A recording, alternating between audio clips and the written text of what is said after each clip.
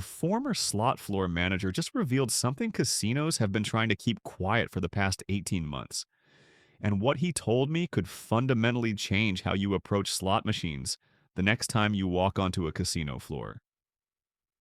Major casino corporations are quietly removing certain machines from their properties, changing rules without telling players, and issuing internal directives to surveillance teams that never get posted anywhere the public can see them. I've spoken with multiple former employees from different casino chains across Nevada, New Jersey, and tribal properties, and they're all telling the same story. There's a technique, a legitimate playing strategy that sharp players discovered, and it's been so effective that casinos started hemorrhaging money. Now they're doing everything they can to shut it down without admitting the vulnerability ever existed. This isn't about some magical system or illegal cheat code. Nobody's hacking machines or marking cards, or doing anything that could get them arrested. What we're talking about is completely legal, doesn't violate any posted casino rules, and doesn't require any special equipment or insider access. It's simply a matter of understanding how certain slot machines work and making intelligent decisions based on observable information. But here's what makes this story so compelling. Casinos noticed that specific players were winning at rates that defied their mathematical models. Internal reports started circulating. Surveillance footage was reviewed. Former employees I've spoken with described seeing the same individuals rotating between machines in patterns that seemed almost choreographed. These weren't random recreational gamblers hoping to get lucky. They were treating the casino floor like a garden, carefully selecting which fruits were ripe for harvesting. The technique revolves around something called advantage play through intelligent bet sizing and game state recognition. Certain slot machines, particularly newer video slots with complex bonus features, maintain what industry insiders call beneficial states between players. When someone sits down at a machine, plays for a while, and then leaves, they don't always leave that machine in a neutral condition. Sometimes they abandon significant accumulated progress toward bonus features, and the next person who sits down inherits those advantages. In advantage gambling circles, this practice has a name. They call it vulturing or sometimes hyena play because you're essentially scavenging value that someone else left behind. Let me give you the first concrete example that former employees keep bringing up. Machine number 1, Ultimate Firelink. This game features a progressive bonus pot that builds across all players on linked machines throughout the casino. According to multiple former slot technicians, sharp players began tracking when these progressive pots reached specific thresholds. The numbers they mentioned were remarkably consistent. When the minor progressive climbs to somewhere between $180 and $200, something shifts in the underlying mathematics. The expected return starts favoring the player instead of the house. These advantage players would position themselves near banks of ultimate Firelink machines, watching and waiting. They wouldn't sit down when the progressive showed $60 or even $120. They'd wait for that sweet spot, that mathematical inflection point, and only then would they start playing. There's a documented case that several former employees referenced, a player they called Frank in their internal reports. Surveillance footage apparently showed this individual visiting the casino 4 to 5 times per week over a 2-month period. He never played randomly.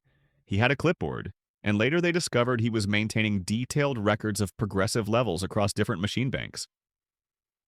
According to the analysis that management conducted after they finally caught on, Frank documented making $3,400 in a single month using exclusively this technique. He wasn't lucky, he was systematic. Casino surveillance teams started noticing something was wrong when they analyzed win rate data. These particular players had what one former analyst called unnatural win patterns. Regular slot players show expected statistical distributions. Some win, most lose. Everyone eventually trends toward the house edge over time. But these individuals were consistently showing positive results. Management identified the same faces rotating between specific machines. They weren't bouncing around the casino floor trying different games for entertainment. They were hunting. They were waiting for other players to create advantageous conditions, then swooping in to capture that value. The casino response evolved in stages, according to former employees who witnessed the internal discussions. Initially, surveillance simply increased observation of these players, trying to determine if something illegal was occurring. When they confirmed the play was technically legitimate, they moved to step two, asking players to leave. Private property rights allow casinos to refuse service to anyone for non protected reasons, and advantage players definitely aren't a protected class. Then came step three, the one that really reveals how seriously casinos took this threat. They started changing machine settings, specifically programming progressives to reset more frequently. The features that made the games exciting for casual players were being modified to eliminate exploitation opportunities. Some properties went even further. They removed certain machines entirely from their casino floors. If you think casinos responded aggressively to card counters, wait until you hear what they've done to combat this. Act 2. But here's what makes this situation even more fascinating and more complicated. Everything these players were doing sits in a peculiar legal gray area that makes casino executives absolutely furious. There are no laws anywhere in the United States that prohibit observing slot machines and making betting decisions based on the game state you can see with your own eyes. This isn't like card counting, which at least requires genuine mathematical skill, hours of practice, and the ability to maintain complex calculations in your head while pretending to be just another casual gambler. The technique we're discussing only requires patience, observation, and the discipline to walk away from machines that aren't showing favorable conditions. Casinos can't post rules against playing intelligently because the moment they make those rules explicit, they draw attention to the very vulnerabilities they're trying to hide. This creates an absolutely maddening dilemma for casino operators, according to former managers I spoke with. If they start putting up signs that say you can't play machines in certain conditions, they're essentially admitting that those conditions exist and advertising exactly what players should look for.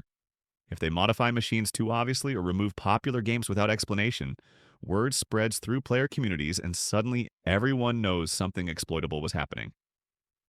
Former employees described receiving what they called quiet directives, instructions passed down from regional management about monitoring professional players, but these directions never appeared in any official policy documents that players might request to see.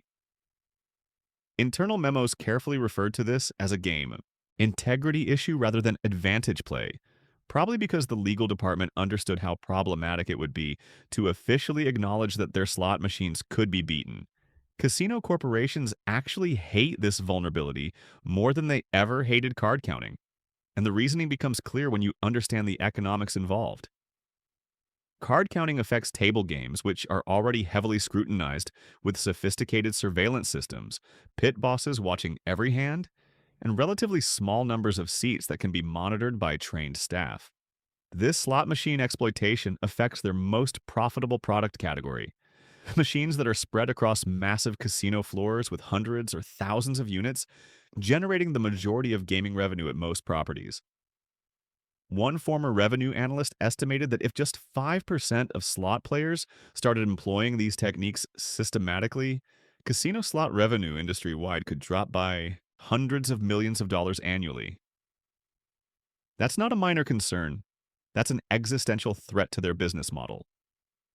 The consequences for players who get caught doing this are real and immediate, even though the activity itself isn't illegal. Casinos exercise their private property rights aggressively.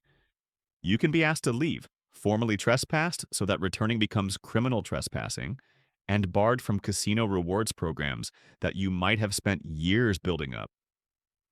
Multiple former security personnel told me about databases that major casino corporations maintain, shared between properties and sometimes even between competing casino companies. If you get flagged at one property for advantage play, your information goes into a system that might get you preemptively banned from a dozen other casinos you've never even visited.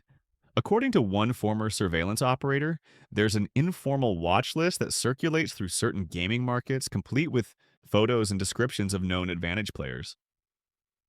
One story that came up repeatedly involved a woman I'm going to call Maria. She discovered the technique independently, probably from the same online gambling forums where information about these exploits spread rapidly once players figured them out. Maria apparently worked the technique across 3 different casino brands in the same geographic region over about 4 months. She wasn't greedy, wasn't obvious, and according to the reports, she probably extracted somewhere around $15,000 total during that period. But surveillance eventually connected the dots. Pattern recognition software flagged her movement behaviors. When security reviewed footage manually, they saw her checking machines, writing notes, and only playing specific games in specific conditions. All 3 casino companies banned her within the same week. She didn't break any laws. She didn't cheat. She just played too smart, and the industry decided she wasn't welcome anymore. Machine number 2, Ocean Magic, and specifically the Ocean Magic Grand Variation, became so problematic that one Las Vegas casino completely removed every single unit from their property in a single weekend. Ocean Magic features something called the Bubble Boost feature, where wild symbols can be added to reels through accumulating bubbles. Here's what made this machine a goldmine for advantage players. Those bubbles accumulate in a visible meter right above the reels where anyone can see them. When a player leaves the machine with bubbles partially filled, the next person who sits down inherits those accumulated wild symbols. Former slot technicians who worked on these machines told me that when the bubble meter reached about 60% full or higher, the next 10 to 15 spins had an expected return, somewhere between 105 and 110%. That's not a small edge. That's printing money, if you can find enough machines in that state. The vulnerability was almost embarrassingly obvious once players figured it out. The accumulated advantage wasn't hidden in some complex algorithm or invisible game state. It was literally displayed on the screen in bright, colorful graphics. You could walk down a row of Ocean Magic machines and instantly identify which ones were sitting in profitable conditions. Sharp players would do exactly that, systematically checking machines across the entire casino floor, and they'd only sit down when they found a bubble meter showing significant accumulation. They weren't gambling. They weren't hoping to get lucky. They were harvesting mathematical advantages that casual players had unknowingly created through their recreational play. There's a documented case from an unnamed Las Vegas Strip property, identified only as a major casino in the reports I heard about. Over approximately 6 months, surveillance teams identified between 15 and 20 different individuals who consistently played Ocean Magic, exclusively when bubble meters showed elevated levels. These players demonstrated positive results, session after session, while regular players on the same machines continued losing at the expected rates. Casino management apparently held multiple meetings about the situation. They considered various responses: modified surveillance, player restrictions, machine setting changes. According to the former floor manager who described this to me, management ultimately decided it was easier to just eliminate the problem entirely.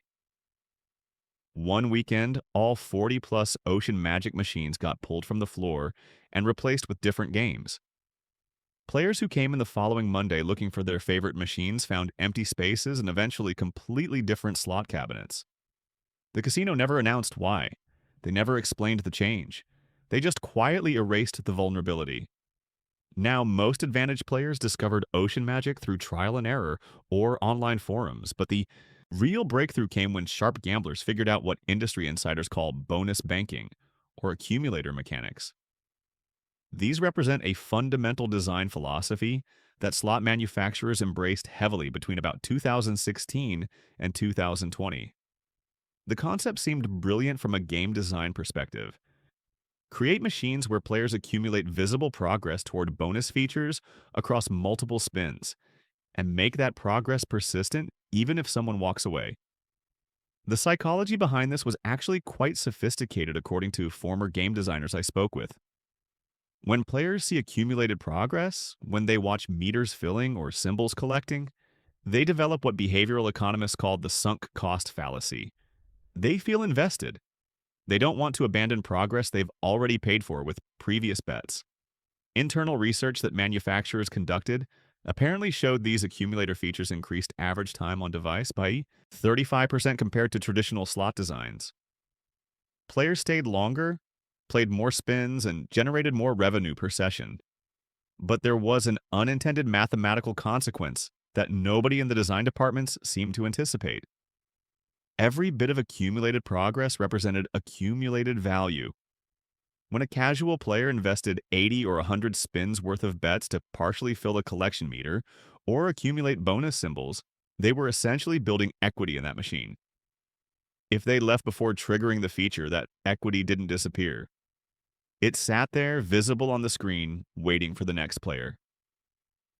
Mathematically sophisticated gamblers realized almost immediately that if you could identify machines with significant accumulated progress, you could capture value that someone else had paid to create. One former casino analyst described it to me this way. The manufacturers literally built a visual indicator system showing exactly when a machine had a positive expected value. They created treasure maps and handed them to anyone willing to look. Casino surveillance teams started noticing disturbing patterns in their footage reviews. Players would enter the casino and immediately begin what looked like systematic floor sweeps, walking entire rows of slot machines while barely glancing at most games, but stopping to carefully examine specific accumulator machines. These individuals would check the screen, sometimes take a photo with their phones, and move on without playing. They were cataloging opportunities. When surveillance tracked these same people over multiple visits, the pattern became undeniable. They would only sit down at machines, showing substantial accumulated progress. They'd play minimum bets just long enough to trigger whatever bonus feature was partially built, collect the award that often ran 50 to 200 times their bet, cash out immediately, and move to the next advantageous machine they'd identified. One casino's internal analysis covered a 90-day period and identified 43 separate individuals who exclusively played accumulator-style machines and only when those machines displayed advantaged game states. These players showed aggregate win rates between 102 and 108%, over sample sizes large enough to be statistically meaningful. The house edge had completely inverted. Machine number 3, Scarab, with its ancient Egypt theme and bright golden aesthetics, became what one former casino manager described to me as the most openly exploited machine we've ever had on our floor. The game mechanics were straightforward enough that even casual players understood them immediately. Collect Scarab beetle symbols as they randomly appear on the reels. Get 5 Scarabs total and trigger a bonus round. What made Scarab absolutely devastating from the casino's perspective was that collected Scarabs remained visible on screen even after a player cashed out and left. The game literally displayed your progress, showing exactly how many Scarabs had been collected and how many remained needed. Advantage players developed an almost comically simple exploitation strategy. Walk the casino floor looking for Scarab machines, showing 3 or 4 Scarabs already collected. Sit down, play minimum bet, and wait for the 5th Scarab to appear, which, given the programmed symbol, frequency usually happened within 20 to 40 spins. Trigger the bonus feature that typically awarded somewhere between 50 and 200 times the bet amount. Cash out immediately. Move to another machine with accumulated Scarabs. Repeat until you'd harvested every advantageous machine on the property. There's a player who became somewhat legendary in Advantage Play communities, known online as David, who documented his Scarab exploits across several Atlantic City properties. According to posts he made in gambling forums that former casino security teams definitely monitored, David claimed he made $2,100 over 3 weeks playing exclusively abandoned Scarab machines. His technique involved visiting casinos 4 or 5 times daily during peak evening hours when recreational players were most likely to abandon machines with partial progress. He described never playing a fresh machine, never sitting down unless he could see at least 3 Scarabs, already collected, and never staying at a machine after the bonus triggered. His discipline was absolute, and his results reportedly reflected that systematic approach. Casino responses evolved rapidly once management understood the scope of the problem. Initially, they instructed cleaning staff to look for abandoned player credits and cash-out tickets, hoping players would return to reclaim their progress. When that proved ineffective, they pushed software updates to the machines that reset scarab collections after 10 minutes of inactivity. Some properties physically relocated scarab machines away from high traffic areas where advantage players could efficiently scan multiple units. Eventually, most casinos just phased scarab out entirely, replacing it with newer games that had built in protections against this exact exploitation technique. Machine number 4, Monopoly.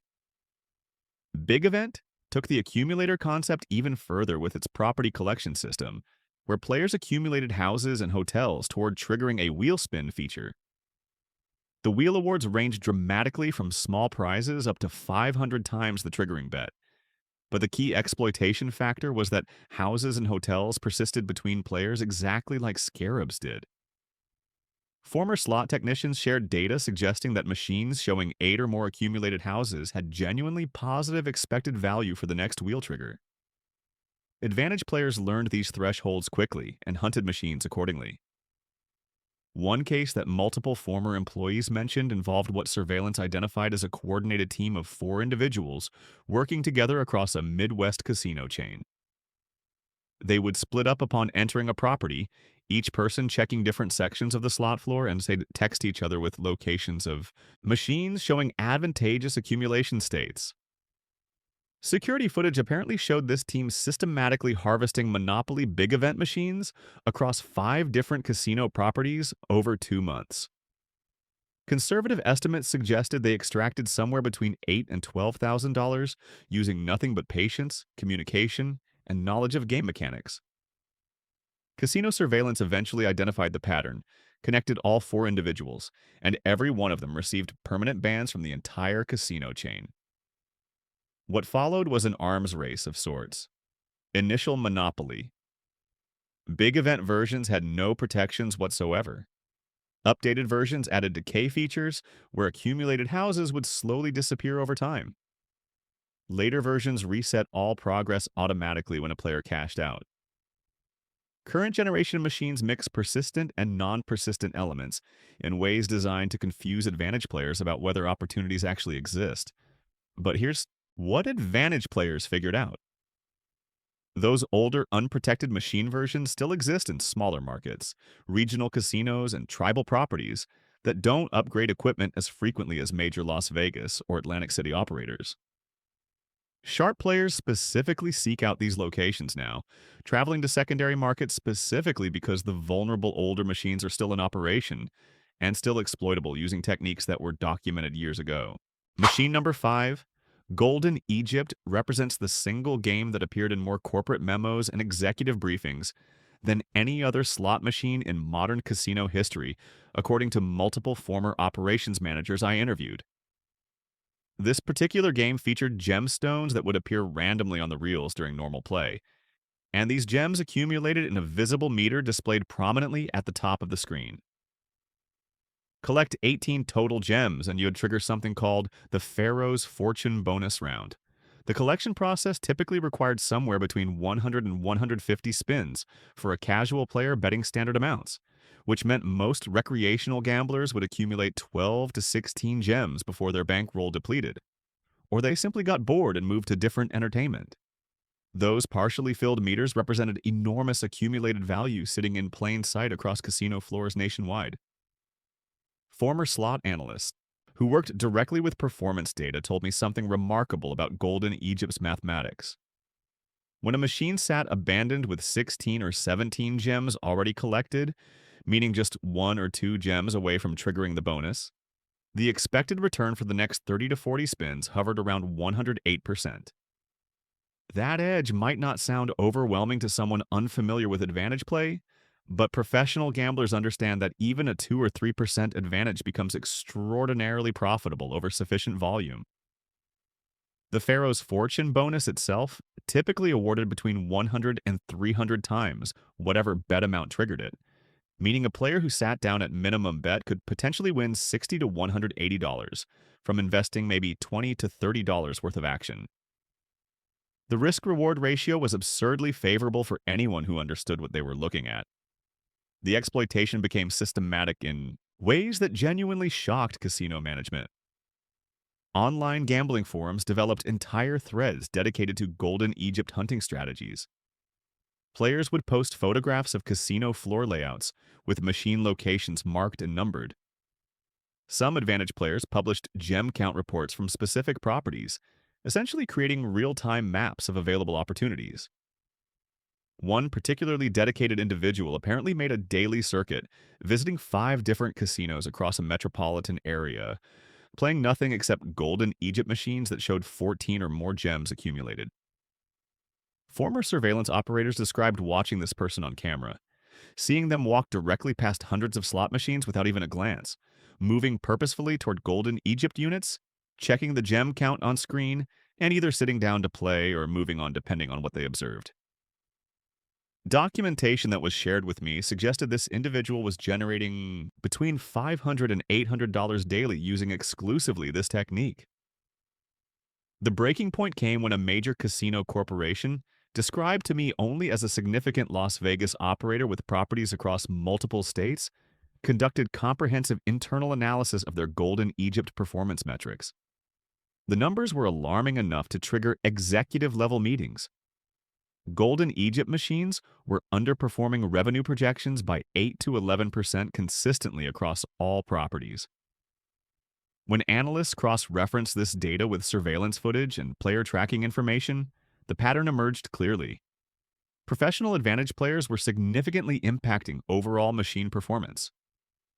These weren't isolated incidents or individual problem gamblers. This was systematic exploitation happening at scale across their entire network of properties. According to a former director of slot operations who was present for these discussions, corporate leadership issued a formal directive to all properties company-wide. The instructions were specific and non-negotiable. Phase out all Golden Egypt machines over a 6-month timeline. Do not purchase or install any additional units. Replace removed machines with newer generation games that incorporated anti-vulturing technology in their core programming. Train slot floor personnel to identify and document Advantage play behaviors. Implement policies allowing staff to restrict certain players to recreational-style gambling only.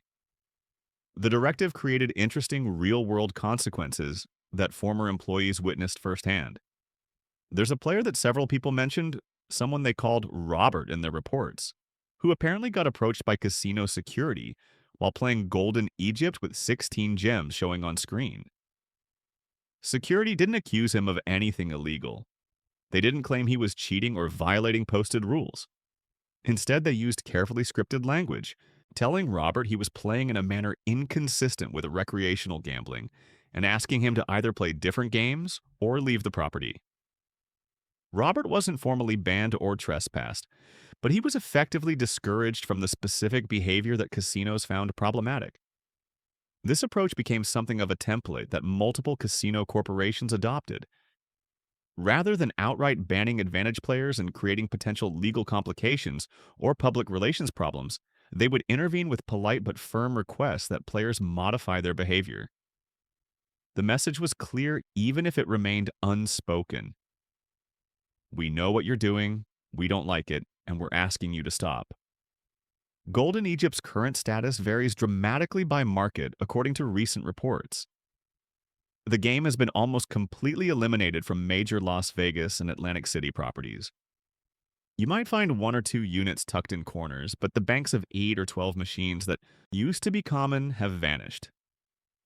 Smaller regional casinos and tribal gaming properties still operate Golden Egypt in some locations, often because they lack the capital to constantly refresh their slot floors with the newest equipment. Those remaining machines frequently run modified software that implements faster gem decay or automatic progress resets, but not always. Some jurisdictions apparently required casinos to grandfather existing machines under older software versions due to regulatory approval processes, creating pockets where the original vulnerable game still exists and still operates exactly as it did when Advantage players first discovered the exploitation potential years ago. Casino responses to the entire accumulator machine phenomenon evolved into genuine multi-layered counter strategies that revealed just how seriously the industry took this threat. Former employees described comprehensive approaches that went far beyond simply modifying or removing specific games. Software updates pushed to thousands of machines simultaneously introduced dormancy resets, programming that would automatically clear accumulated progress if a machine sat inactive for 5 minutes. This frustrated casual players who took bathroom breaks or stepped away to get drinks. But casino management apparently decided some collateral damage to customer experience was acceptable if it eliminated advantage play opportunities. Surveillance protocols changed dramatically with new training materials distributed to security personnel across entire casino corporations. Cameras began specifically monitoring known advantage players with facial recognition systems flagging individuals the moment they entered properties. Machine number 6, Wizard of Oz. Emerald City remains the last machine standing according to multiple former casino operations directors who spoke about current vulnerabilities that management simply cannot fully eliminate. While casinos successfully neutered or removed the previous accumulator machines we've discussed, Wizard of Oz presents unique complications that tie their hands in ways that licensed slot games from earlier eras never did. The game features something called the Road to Emerald City bonus progression, where players advance along a virtual yellow brick road, collecting checkpoints with each successful bonus trigger. Reach the Emerald City destination, and you trigger a significant multi-level bonus feature that casual players find extraordinarily entertaining, and that advantage players recognize as extraordinarily valuable. Those checkpoints remain visible on screen between players, creating the exact exploitation opportunity that casinos spent years trying to eliminate from their floors. What makes Wizard of Oz different from machines like Golden Egypt or Scarab involves complicated licensing agreements between the casino equipment manufacturer and the intellectual property holders who control the Wizard of Oz brand. Former slot operations managers explained that these licensing contracts reportedly restrict how much the core game experience can be modified without triggering renegotiation clauses or approval processes with Warner Brothers and other rights holders. The persistent checkpoint system isn't just a technical feature that programmers can patch with a software update. It's considered integral to the branded game experience that was approved under the original licensing terms. Casino operators who want to modify that feature substantially would need to get permission from multiple corporate entities with competing interests and complex approval workflows.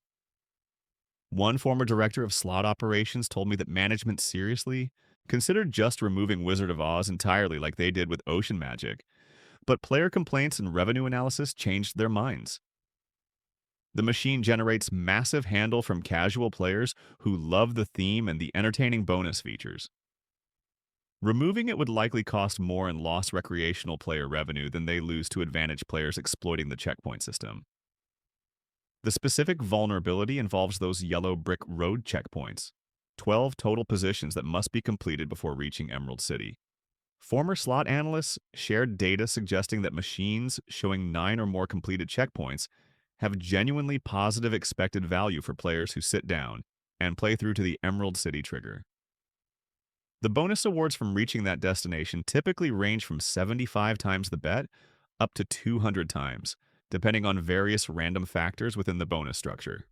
Finding a machine with 11 checkpoints already completed means you're potentially 20 to 40 spins away from a bonus that could return $60 to $150 on a minimum bet investment of $15 to $25.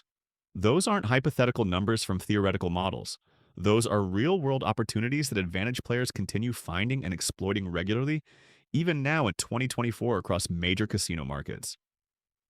Current field reports from active advantage players, shared in the same online communities where Golden Egypt strategies spread years ago, indicate Wizard of Oz opportunities remain abundant relative to other known techniques. One player documented making $1,400 over 3 months playing exclusively abandoned Wizard of Oz machines, showing 9 or more checkpoints, visiting 4 different casino properties in a southwestern gaming market twice weekly. The post included photographs of machine screens showing the checkpoint meters and detailed logs of session results.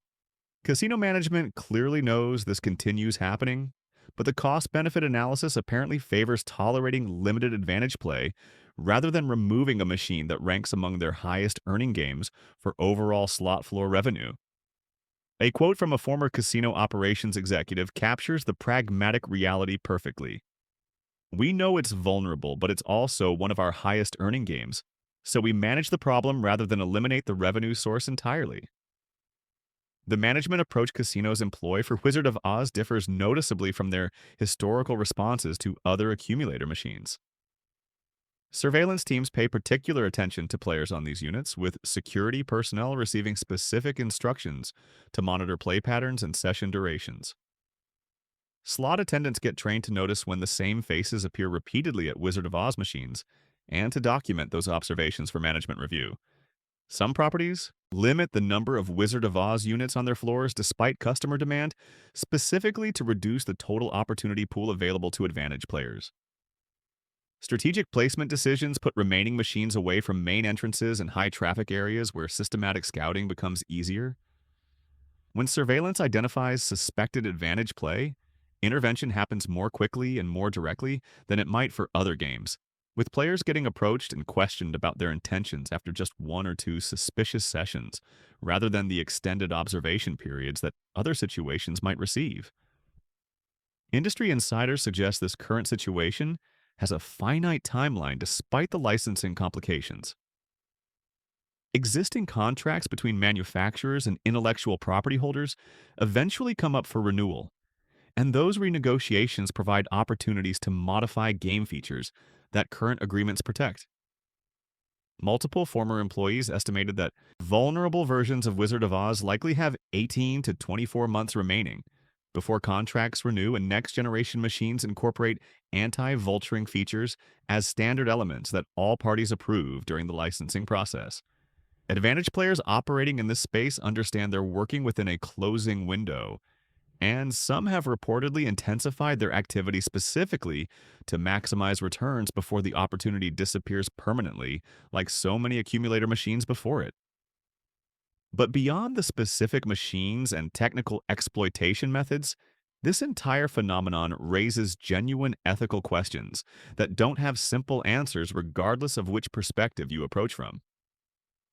The question of whether advantage play on accumulator slots crosses ethical lines demands examination from multiple angles, and the answer shifts depending on whose perspective you adopt and what moral framework you apply to gambling behavior generally. From a pure legality standpoint, nothing about observing machine states and making informed betting decisions violates federal or state law anywhere in the United States. You're not accessing restricted information, not manipulating equipment, not colluding with employees, not employing any device or technology beyond your own eyes and brain.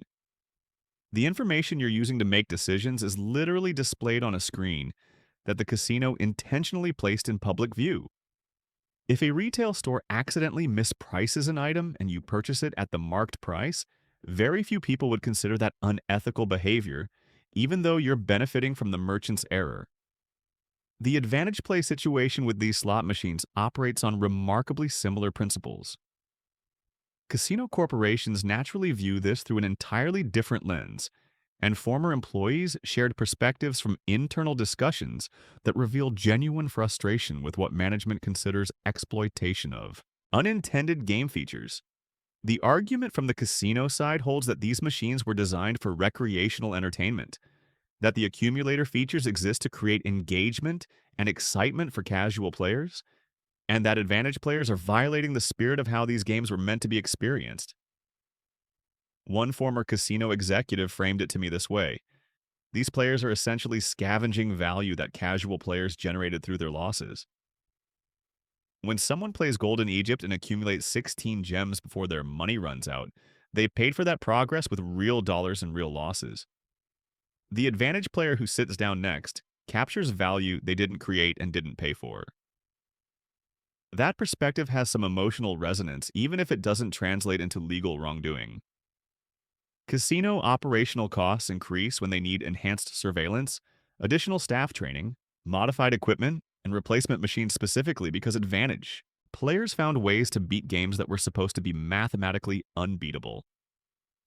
From the player's perspective, and this comes through clearly in online forum discussions and advantage play community conversations, The counter argument centers on fundamental fairness and corporate hypocrisy.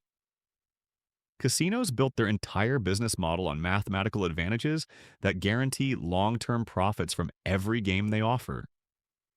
Every single bet a recreational player makes at a slot machine, a blackjack table, a roulette wheel, carries a negative expected value.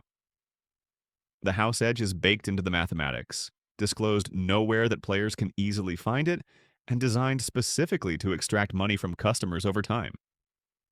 When players finally discover rare situations where that mathematical relationship inverts, where they actually have an edge rather than the casino having an edge, casino corporations suddenly claim foul play and start banning people.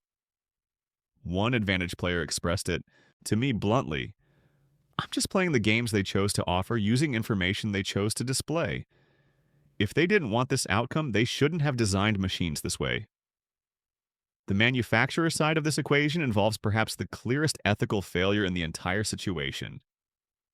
Former slot machine designers acknowledged to me that accumulator features were never properly tested for advantage play vulnerability during development and approval processes. The rush to create engaging new features that would help their machines win competitive floor space in casinos meant that mathematical exploitation potential got overlooked or dismissed. One former designer admitted that internal discussions focused almost entirely on player engagement metrics and projected revenue generation, with virtually no consideration given to whether sophisticated players might recognize and exploit the value accumulation that casual players would leave behind. Industry design protocols now include specific advantage play testing, but that protective measure came only after millions of dollars in casino losses and countless players getting banned or restricted. The manufacturers created this problem through inadequate testing. Casinos and players both suffered consequences, but the equipment companies largely escaped accountability. This situation also highlights uncomfortable questions about information asymmetry and informed consent in gambling environments. Casual recreational players walking onto a casino floor have no idea that leaving a golden Egypt machine with 16 gems collected means they're abandoning significant monetary value. They don't understand that sitting down at a Wizard of Oz machine with 11 checkpoints completed gives them temporarily positive expected value. The mathematics and exploitation techniques remain hidden knowledge that advantage players guard carefully and that casinos desperately want to keep from spreading to the general public. Is it fair that knowledgeable players can systematically extract value from the unknowing losses of recreational gamblers? Is there something predatory about that relationship, even when it's entirely legal? One former casino employee told me about watching advantage players harvest machines, while elderly visitors on fixed incomes fed their social security checks into slots at normal rates, and his reflection stayed with me. What these advantage players were doing was completely legal, he said, but watching it happen day after day made me uncomfortable in ways I couldn't quite articulate. It was legal, but it didn't feel right.